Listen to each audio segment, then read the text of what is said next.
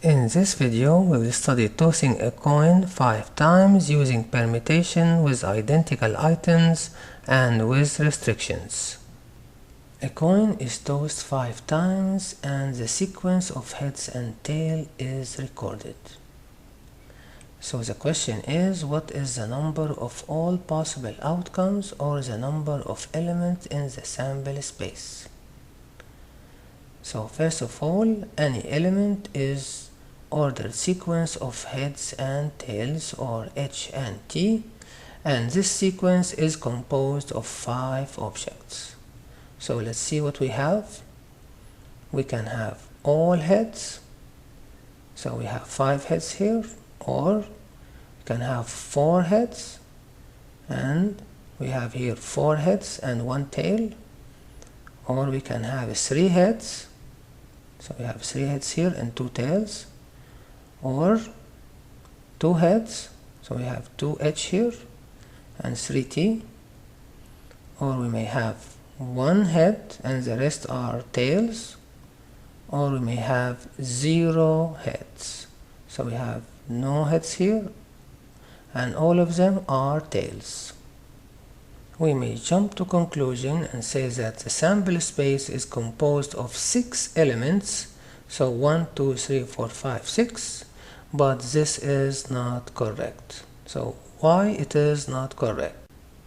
Because if we take an element such as 4 heads, we can see that the tail may come in the beginning, or after this head, or after 2 heads, or after 3 heads, or 4 heads. And in this case, this element is not 1 element really, it is 5 elements.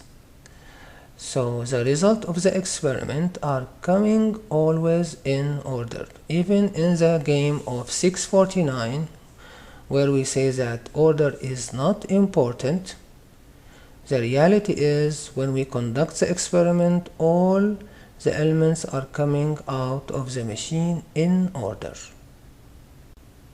So for the case of all heads, we have only 1 permutation, and we can apply the permutation formula. So we have permutation of 5 objects divided by 5 identical objects times 0 identical objects, because we do not have a tail here. But for the case of 4 heads, we can see that the tail may come in the beginning, or after 1H, or 2H, or 3H, or 4H, and that would be 5 times.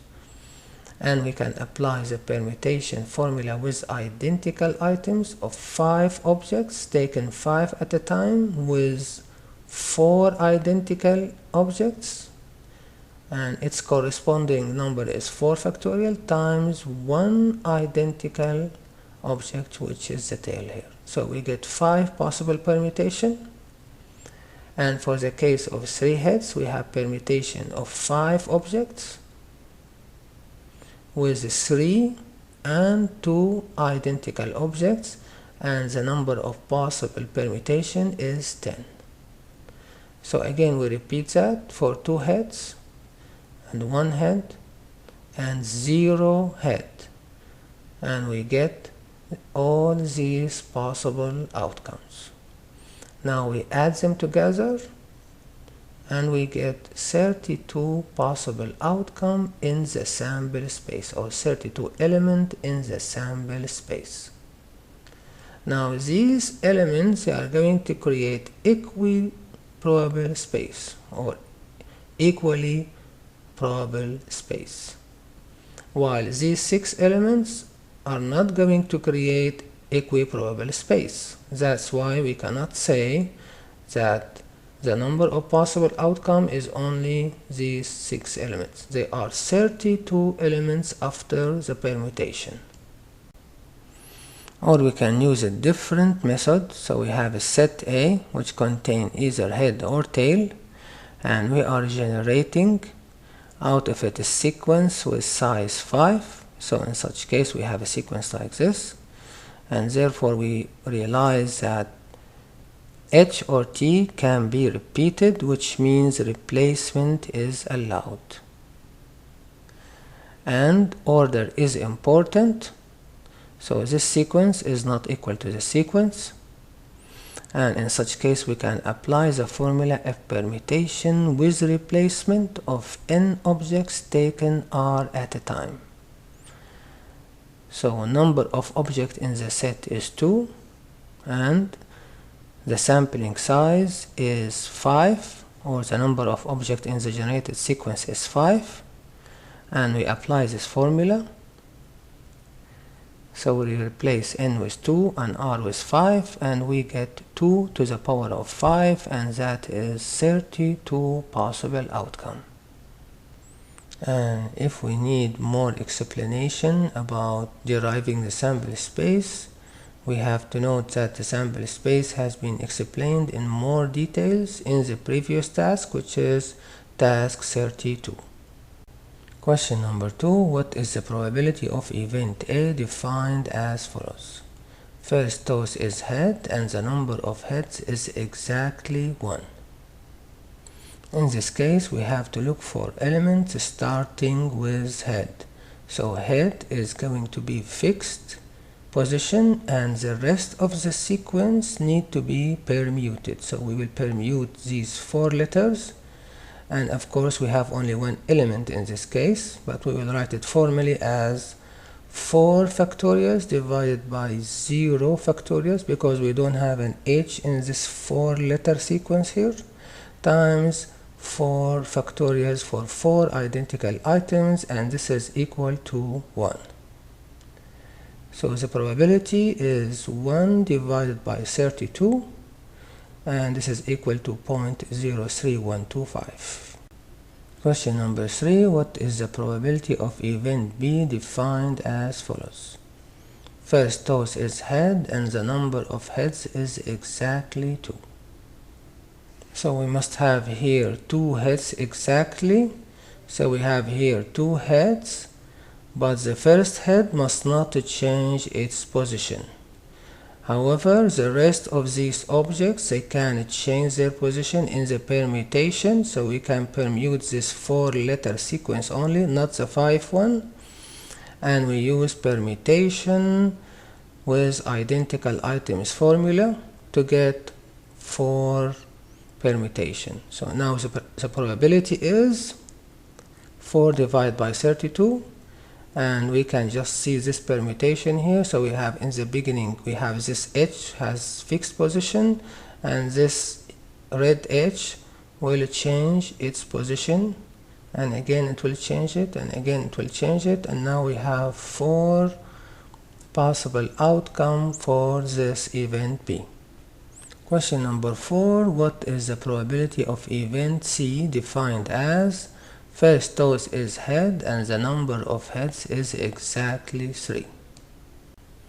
So in this case we have 3h, but the first h has fixed position, and the rest of the sequence 4 letters, they can change their position. So we have to permute a sequence of 4 letters which has 2 identical h and 2 identical t.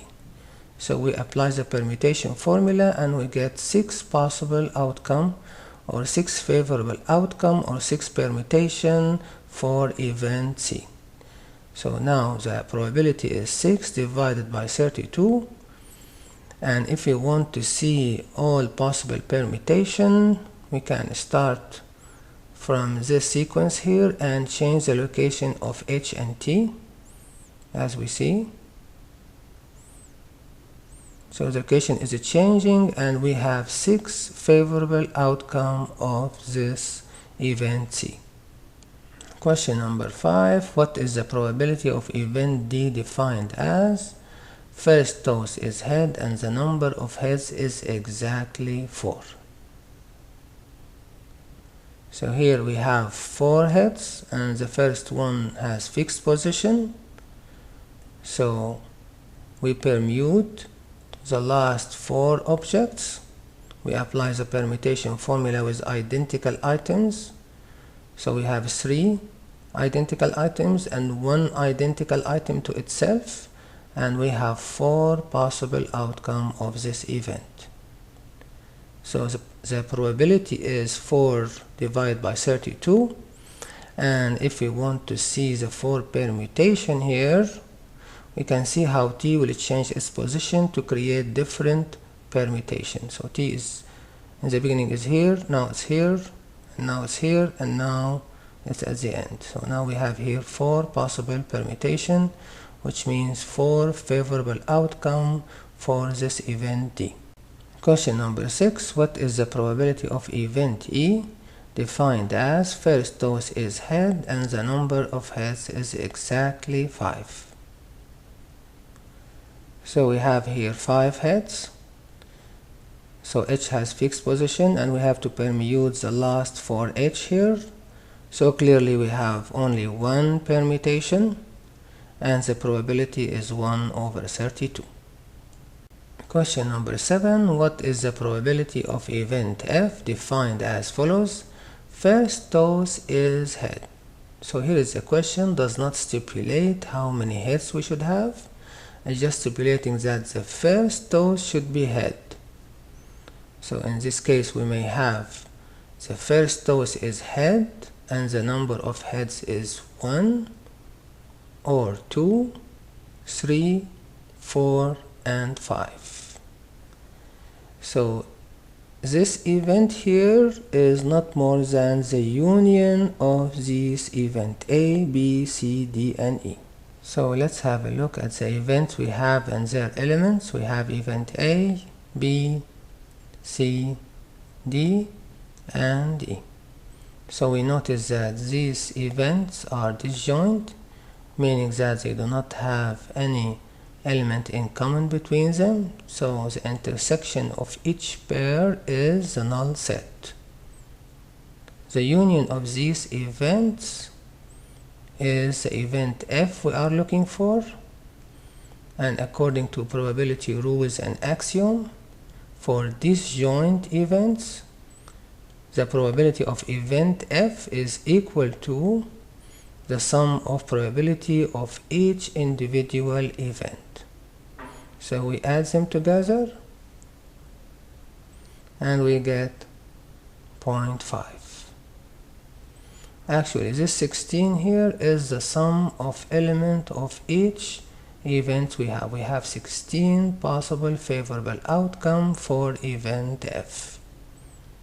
Question number 8. What is the probability of the event defined as first toss is not head? So let us draw the sample space and all its 32 elements here. We are going to choose the element starting with heads only. So these are the elements starting with heads, and they form the event which is first toss is head. And the number of these elements is 16.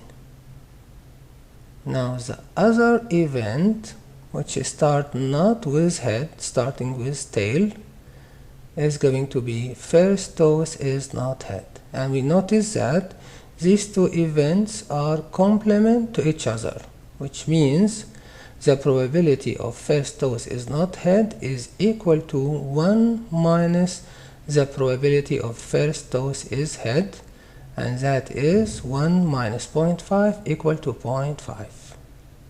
Question number 9. What is the probability of the event number of heads less than 2? So we draw the sample space and all its elements. So number of heads should be less than 2. So we either have 1 head or 0 heads, and the union of these two disjoint events is going to give us the event we are looking for, which is heads less than 2, and the probability is the sum of probability of each individual event, and that is 6 over 32 equal to 0.1875. Question number 10. Find the probability of observing at least 3 heads or at most 4 heads. So here we have the sample space, and now we start with the event at least 3 heads. So we may have 3 heads or more, 4 heads or 5. and the union of these disjoint events is going to give us event P, which is at least 3 hits. Now let's start with the event at most 4 hits. So these we may have either 4 hits or less. We may have 4 hits, 3 hits, 2 hits, 1 hit, or no hits, and this is the event of at most 4 hits. So we have two events P and Q, and we notice that they have elements in common between them, so their intersection is not the null set and they are not disjoint events.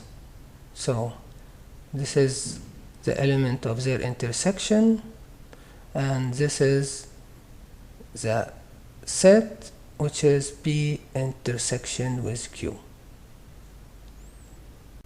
So since P and Q are not disjoint set and they have their intersection is not the null set, the probability of their union according to the addition rule is equal to the probability of P plus the probability of Q minus the probability of their intersection. Now we substitute the probability of each event and we get 1. Question 11. Find the probability of observing at least 3 hits and at most 4 hits. So from OR to AND here. So OR means P union with Q, and AND means P intersection with Q. So we find the number of elements in common between these two events, and they are 15, and the probability is 0.46875.